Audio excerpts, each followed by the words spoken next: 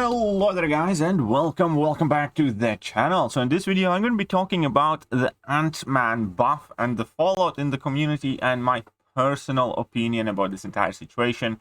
And as the thumbnail suggests, I do find some good in this, I do find quite a lot of bad in this, and I do find something really ugly that pretty much nobody has kind of properly addressed, at the very least on YouTube, about this entire buff program situation right now.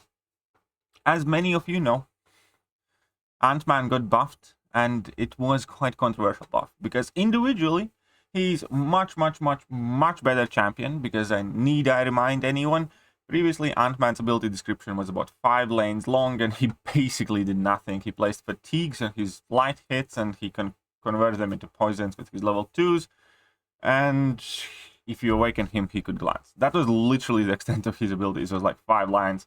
But over time, he had some very powerful synergies. Well, the situation right now is after the buff, Ant-Man is infinitely better as a champion. Individually. He truly is. He has, I don't know, triple, quadruple the damage output that he used to be. He has way more utility, immunities, and so on and so forth.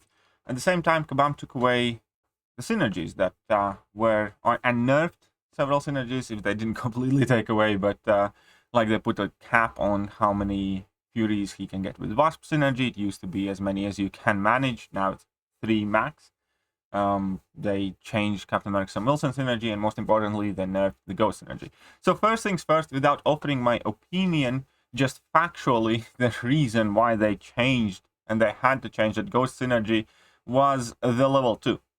The level 2 is the one that converts fatigue debuffs into poisons, and it also grants additional attack rating for each pin particle that you have. And the problem here is that the strength of the poisons that you convert is affected by your attack multipliers. So I tested this myself, where, for instance, if you shoot off your level 2 with 5 pin particles, you're going to get significantly smaller amount of poison damage than if you drop your level 2 with 9 pin particles. And why does it matter so much? Is because these poisons never go away, and that's like kind of infinite huge damage boost. So in this case, if they had left the Ant-Man synergy with Ghost alone, you could get like 20 or 30k tick of poison permanently throughout the entire fight without it ever kind of like going away. And I think that is kind of like the main or primary reason why they took this away. Now, I'm not saying it was the best solution, because I don't think it was. They could have just added an extra line where the poison damage only scales with a special 2 attack increase or something of the sort, and nothing else. Similar, you know, how it is with Mysterio, for instance. But they didn't do that, which is a shame, which is a big part of what caused this problem. Also, I do think that it is important that we point out kind of perspective here. I know that a lot of people have engaged many heated debates and discussions about this, but in reality, I would be willing to bet that 99 or 98% of the people didn't care about Ant-Man at all before the buff, and quite possibly will not care about Ant-Man after buff. You know, let's not kind of like play hypocrites here.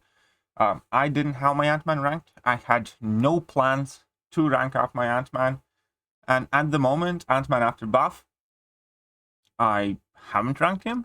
And I also don't have any immediate plans to rank him up. Now, if I do happen to awaken him, get some 6 downs on him, maybe eventually for funsies, just like I take some other champions, like, I don't know, I just took OG Guillotine in the middle of the stream to rank 2, just for fun. I rank up Carnage or whatever. But I definitely do not have any kind of concrete or serious plan to rank up Ant-Man now or before. And I think that is pretty much the case with majority of the people. So I think a lot of the outrage or this discussion is kind of overblown. At the same time, I also think that a lot of people who are hyping this buff are completely out of place and are over-exaggerating this importance. Realistically, right now, Ant-Man is bugged. Surprise, surprise.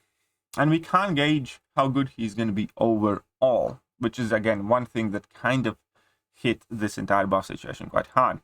You see, Ant-Man is meant, as far as I can tell, unless Kabam specifies otherwise, Ant-Man is meant to be able to glance blocked hits. He used to. All other abilities that revolve around glancing do work through block, like Cersei, like, I know, Captain America, Infinity War, and whatnot, and Ant-Man used again. And he doesn't at the moment. And that's actually quite a big problem. Not only that makes Wasp synergy significantly less useful, SIG ability, very important point there. Whenever Ant-Man glances an attack, he has a 50% chance to inflict fatigue debuff, lowering opponent's crit rating by up to 2000 for 15 seconds. You see, that is the first thing that's bugged. Yes, you know, there are more, but this is the first thing that's bugged. Because if you could gain more fatigues quicker, that should significantly shorten Ant-Man's ramp up, and that could actually turn him into a somewhat useful champion. Because in his current state, Ant-Man is not a useful champion to pretty much anyone, in my opinion. Because new players, which is kind of ironic because Kabam talks quite a lot about, you know, theming buffs around new players so that they're easy to play or whatever. If you're a new player and you pull Ant-Man, and if you are a truly new player, not somebody who's starting a second account or something like that, there's no way you're going to be able to fully benefit from Ant-Man because, number one, without Awakened ability and reasonable SIG level, he's incredibly hard to manage for an experienced player, let alone for a new player. And number two, he's still hard to manage. So that is not... Ant-Man is definitely not the type of champion you would want to give to somebody who has played this game for a week or a month or two. And at the same time, when it comes to endgame content, at the moment, Ant-Man's ramp up and damage, it starts very low. It's a very bad base damage, so he virtually has none of it until he drops his level 2 and accesses poison damage. And at the moment, with the way he functions currently, you need to drop 3 level 1s whilst pausing and refreshing all of your debuffs, and then get to level 2. That's 5 bars of power, and that's far too late. We already virtually discriminate and discard the champions that basically need to get to level 3 as our questing champions before they do something interesting. Otherwise, you know, way more of us would be using Namor, Thor Ragnarok, Mysterio, so on and so forth. You see, whether a lot of people realize it or not, in competitive aspects, 2 bars of power is the magic level. If you're not making significant strides in the fight, reaching 2 bars of power, a champion is by default considered slow, unless they have some sort of, you know, heavy power gain or something. But in general, that is the 2 bars. Like, a good example here is Immortal Abomination. Immortal Abomination, just like Ant-Man, has a terrible, terrible start of the fight, and very little happens to opponent's health bar until you drop your level 2. And Immortal Abomination is not considered to be a like super fast damage champion. He barely kind of gets over that line that is damage is kind of like good enough and quick enough to be used in competitive games.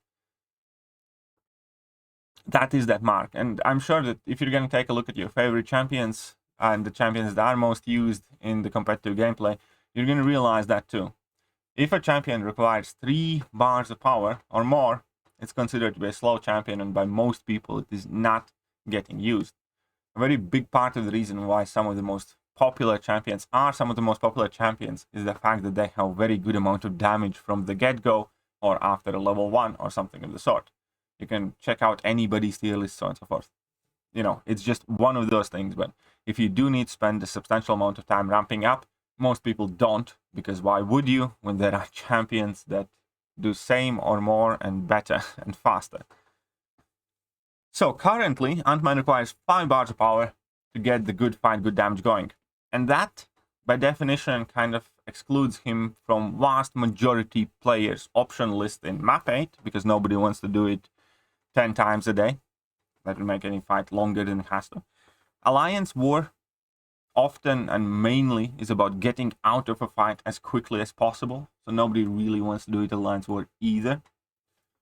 General questing, you never want to do that if you can run anyone like, I don't know, Hercules or Ghost or Corvus or Hitmonkey or Mole Man or whatever, Kingpin, that has a lot of damage by the time they get to level 2, and then level 2 typically either finishes the fight or is overkill, or often they don't even get to level 2. Why would you spend so much more time using this champion just out of spite? Or you just want to have a bit of fun with it. And the similar things about Battlegrounds. This setup is just far too slow. No champion with this setup will ever functionally be useful as a Battlegrounds attacker. So we're sitting here that Ant-Man post-buff, in my opinion, at the moment has absolutely no home in any of the relevant game modes. Only place where you could use him, and it would kind of make sense, would be some sort of Act 6 or Act 7, and Act 8 now. But let's face it, with Kabam tuning down Act 7 and 8 quite significantly, it's just I don't see a reason why rank up a champion specifically for that, for majority of players with established rosters. So with this Ant-Man buff, at the moment we're in a situation where he's kind of unplayable or too hard to play, in my opinion, for brand new players. And he's just unnecessary for experienced players. As he is right now, that is a very important point. Because, as I mentioned, with this bug, when he's not blocking, when he's not glancing on blocked hits, it makes his ramp up slower. You see, if Ant-Man's glancing ability worked through block, you could cut down the ramp up speed to 2 level 1s and a level 2. Because on average, all it would take for you would be to take 8 hits on a block, and you would place 4 fatigues on opponent. And that is like one big thing that also I saw that some people on the forums completely kind of like overlooked. And again, as I said, there are people who are pretending that Ant-Man's going to be the new Human Torch, and there are people who are saying he's going to be completely useless. But the point is here that they seem to think that after a fix, you would be able to get 12 fatigues, which is the target, after one special one, which is not going to be the case. You would have to block 16 hits in 15 seconds on average, and that's just not going to happen. Because it's 50% chance to gain fatigue. Realistically, yeah, it's not going to happen. Blocking 8 hits in 15 seconds, is doable. So you can have 2 sets of these charges, but yeah, blocking 16 hits in 15 seconds isn't going to happen. So even after the fix, you're still going to need 2 level 1s and a level 2 in order to do damage. And therefore, since we have champions like that we can compare to, we can also judge how fast or how useful he will be if you get to do 2 level 1s and a level 2, effectively cutting about a power short before you access damage. And that is basically the territory of, let's say, Penny Parker. Because that is a typical ramp up as well for a Battlegrounds fight, if you want to finish off that fight quite quickly. Unless you're running Liquid Courage Double Edge. In Battlegrounds with Penny Parker, you typically need to drop 2 level 1s and a level 2 in order to finish off the fight. Now, is Penny Parker a nuke option or a super quick, champion in Battlegrounds offensively? No. She's not incredibly slow, but she's quite slow. Like, Penny Parker obviously primarily plays a role in Battlegrounds as a defender. Offensively, she's known as Nick Fury Killer because you can completely bypass an entire health bar. But in an average fight, for instance, I don't know, using Penny Parker against Immortal Abomination, would Penny Parker be considered a quick fight finisher? Not really. Kind of like middle of the pack. But obviously with Penny Parker it's different because she does hold a ton of value as a defender, and the fact that you need specific counters for her, so she serves much more strategic role. Now, Ant-Man being an easier defender, he will not have the privilege. So even after this fix, and even after they fix the pausing of these signature ability glancing, if they do fix that, because currently there are like 3 or 4 bugs surrounding Ant-Man. Ant-Man's rotation is going to go from 3 level 1s to 2 level 1s, and then a level 2. Which again is going to be fine for Act 6, 7, 8, if you really want to use Ant-Man. But it's unless absolutely necessary, unless there is like virtually no other champion that fills, the utility aspect of a particular fight, is not something you will likely want to do. That is buff immunity, shock immunity, and poison immunity. These three things, the only thing that, in my opinion, gives somewhat of a value to this Ant-Man buff. The rest of his abilities are quite useless. Power Sting is extremely weak. Access to Power Sting can be considered somewhat of a utility, but the Power Sting is quite weak. And then, fatigue and poison stuff that he had already before.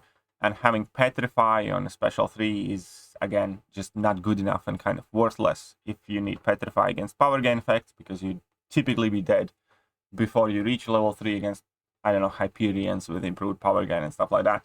And if you need a regeneration reversal, then there are 50 better options than an Ant-Man with a Petrify on level 3. Also, the fact that you can't refresh that Petrify. So we're in a situation, I think, where, Ant-Man might potentially have a very, very little niche use in some piece of content. I don't see him being like a mainstay champion for any of the game modes. And again, only place where he could, realistically end up being somewhat useful, I think, is Act 6, Act 7, or some very, very niche scenario in Alliance War. Which is not that different to what he was before, to be honest. Because before, he was completely useless by himself. If you put him in a synergy team, which again is something that I really dislike doing typically, he could do some interesting and, very big damage numbers, for instance. But hardly anybody ever did that anyways. So, ultimately, I think he more or less remains in the same place. Just not important to majority of the players. And that is kind of the problem here. Because whilst majority of the people, whilst I don't care about Ant-Man now or before, there are people who do. And the people who did care about Ant-Man, especially before, cared about him for specifically the cool things that he was able to do that have been taken away. And we have many more champions like that in the contest, and this is going to be the ugly part, right? I have went over the good and the bad of this Ant-Man buff, acknowledging that he's much better as a champion, going over his strengths and the fact that he can potentially be better after he's buff fixed and somewhat quicker. I went through the ugly, when I realistically don't see him ever having much value in contest either way. Here comes the ugly part. 99% of the people might not care about Ant-Man, but the 1% did before. And for most of them, Kabam took that reason away with quote-unquote a buff. So for that 1%, this buff is not a good thing. It's a bad thing. And I'm sure that there is equal number of players, or even bigger number of players, who are happy with this Ant-Man buff, and for them it is a good thing. But the thing is, buffs shouldn't be a divisive thing like that. Because if you kind of like take away what this champion had that people loved in order to give him something completely else that new people might love, it's not really a buff. It's kind of like adjustment, modification, or, something that's not necessarily positive. It's a change, but not in the right direction for everybody. And that now has made a lot of people terrified of future buffs. And that is the ugly part. Some of the things that I heard in streams, for instance, that some people absolutely love Agent Venom. And they are terrified that Agent Venom is going to get buffed. I don't think that should be like that. And I'm sure that, there could be similar situations with Cable, for instance. Cable might get a buff. His synergies might get changed. And Agent Venom might get a buff. And of course, these are all theoretical what-if scenarios. But that is what is on the minds of people right now. So at the moment, I legitimately think that this whole buffing program currently is pretty much doing just about as harm as good, or if not more so. Because let's face it, last year's buffs were awesome and they were 100% a net positive to the game. This year's buffs have pretty much all been mediocre or disappointing. And let me prove that to you. The best buff this year, the one that universally people like and acknowledge as a good buff, is Storm, right? But if you put her next to any of the last year's buffs, and if you would have to rank her together with the last year's buffs, she'd be somewhere in the middle or in the kind of like lower end, to be honest.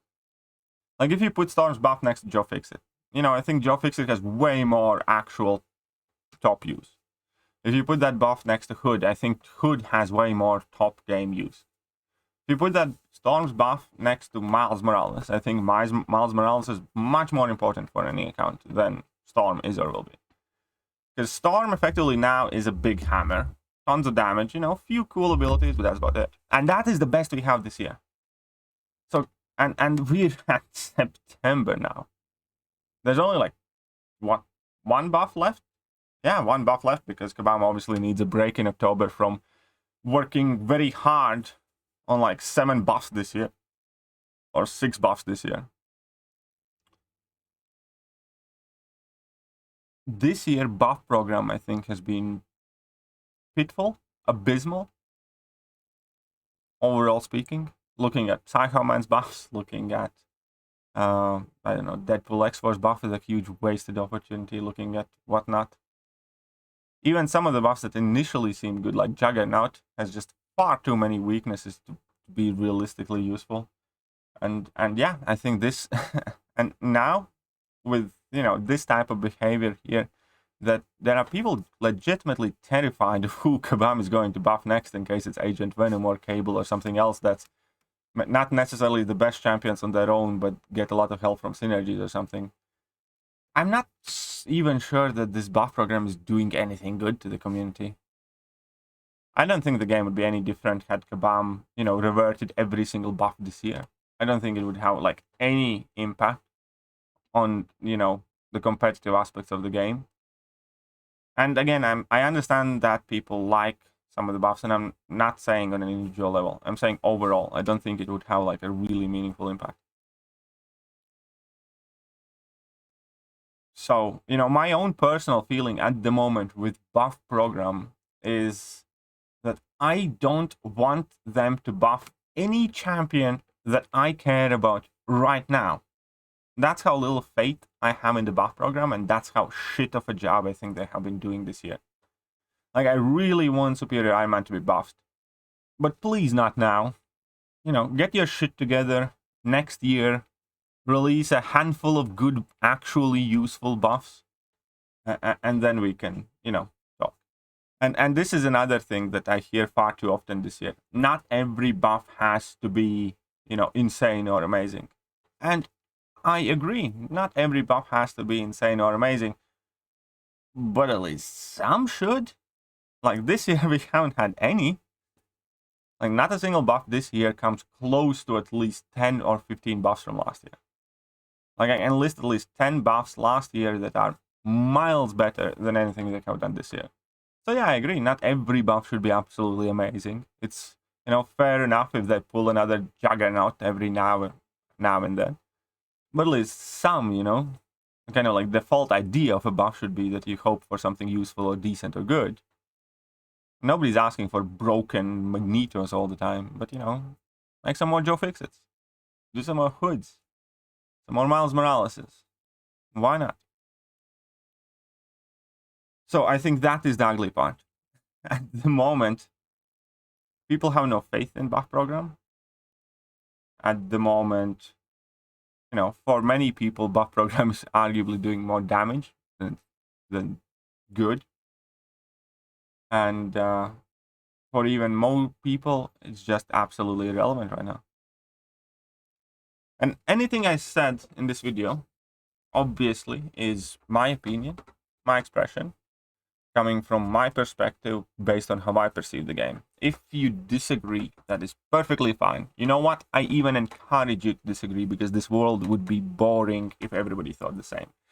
The only thing that I ask of you is that you remain civil in the comment section. I think we need to get better at disagreeing, but not turning into fights or arguments, or, you know, immediately condemning people for what they think of this specific issue or whatever. Anyways, hope you guys enjoyed the video. As I said, this one's a bit longer, and I'm gonna catch you guys soon. See ya.